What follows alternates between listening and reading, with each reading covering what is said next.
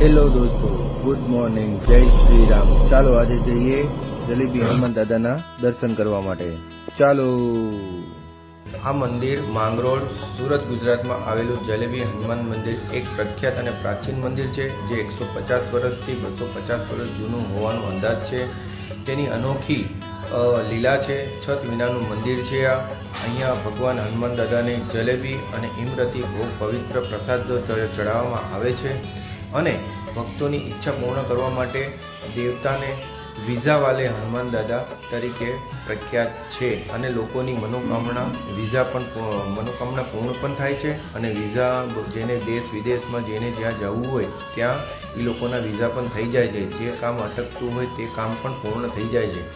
જલેબી હનુમાન મંદિરની મુખ્ય વિશેષતાઓ। છત વિનાનું મંદિર પર છત બનાવવા માટે અનેક પ્રયાસો કરવામાં આવ્યા હતા, તો પણ ત્યાં સ્થાનિકોના માન્યતા અનુસાર કોઈ પણ છત હંમેશા તૂટી જાય છે। પરિણામે ભગવાન હનુમાન ખુલ્લા આકાશ નીચે બેઠેલા રહે છે। ફક્ત લીમડાના ઝાડ દ્વારા આશ્રય મેળવે છે। પ્રસાદ। આ મંદિરમાં ભગવાન હનુમાનને જલેબી અને ઇમરતીનો ખાસ પ્રસાદ ચડાવવામાં આવે છે। માન્યતા અનુસાર જોવામાં આવે છે કે વિઝાવાલે હનુમાન દાદા ભક્તોની ઈચ્છાઓ પૂર્ણ કરવા માટે આ મંદિરની મુલાકાત લે છે, ખાસ તરીકે વિદેશ પ્રવાસ માટે વિઝા મેળવવા ઈચ્છતા લોકો માટે, જેના કારણે દેવતા વિઝાવાલે હનુમાન દાદા તરીકે પ્રખ્યાત ઉપનામ મેળવે છે।